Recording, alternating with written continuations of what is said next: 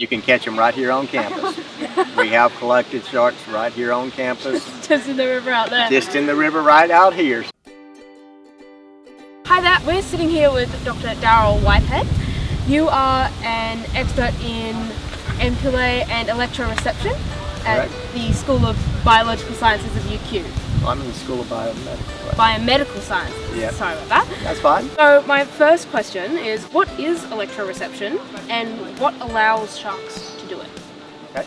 Electroreception has two different forms, active and passive. In sharks, it's mainly passive. Now, passive is being able to detect a foreign emitted electrical field in the natural environment around oneself. Now, this field can be produced by any living thing. Every time that you move a muscle, you will create a galvanic electrical field. So every time someone is swimming, they're creating a field around themselves. Okay. Also, it can be active. So there we have some electric fishes, electric eels and such things. They're able to produce an electrical field, and many times they're able to detect that also. And if they ever see something in their area, that will distort the electrical field that's coming back to them or reflect part of it. So therefore they can tell there is a difference in when I'm swimming in clean open water or if there's an obstacle very close proximity to me. What allows the sharks to do this is something called the Ampullae of Lorenzini. This is a gel-filled pit of various lengths and various species, where classically the marine animals will have the longer elongated Ampullae of Lorenzini with more numerous receptor cells. Just breaking down some of what you said, with the active and passive, to me that's almost bringing up, with technology, active and passive sensor systems. Is it similar to that? It's very similar to that. A passive system is just like you have an electrical multimeter that you have to bring in contact with the actual electrodes in your area. Versus we also have something called a electrical wand that looks for radio signals in the air, these things. Those are going to be more active because they're producing an electric field trying to look for a response. One normal thing for being an active sensory that most people can relate to is bats using sonar. They produce a high-pitched sound, listen to that reflection.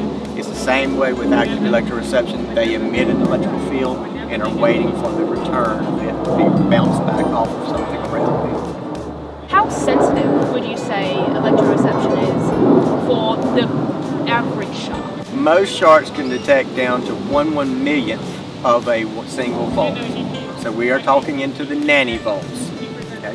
Generally, we only allow for behavioral responses up into the millivolts. So this is 1,000 times stronger than what they're able to detect.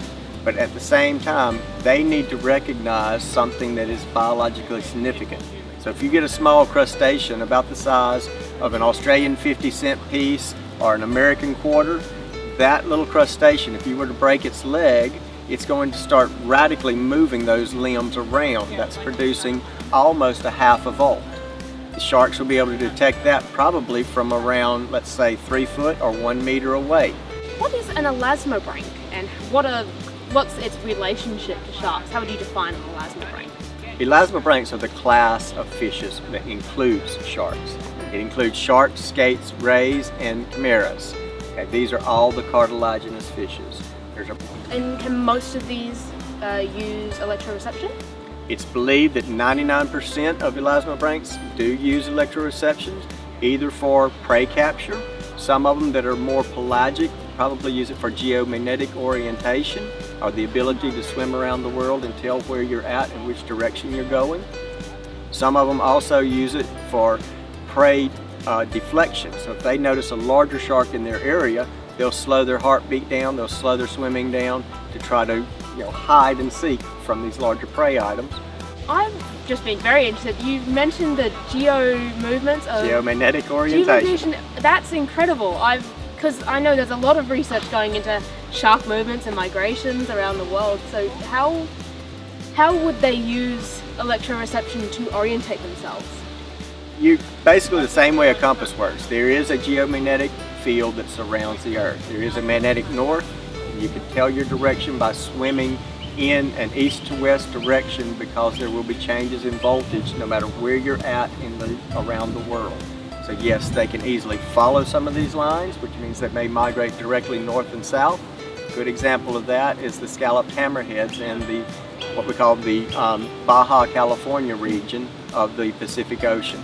They do readily migrate between the open ocean and up to the very top of those bays.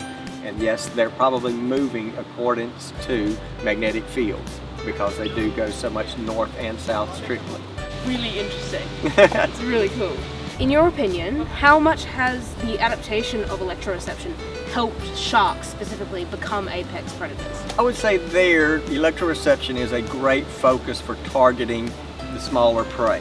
So it's probably more beneficial for being the actual apex predator in a restricted habitat or coastal water habitats. There's where sharks are very, very dominant. When you get out into the open ocean, where all of a sudden you're swimming in mid-waters, electroreception is not going to play so much of an important role in capturing prey. You're needing a lot better vision so that you can see animals from a long distance away.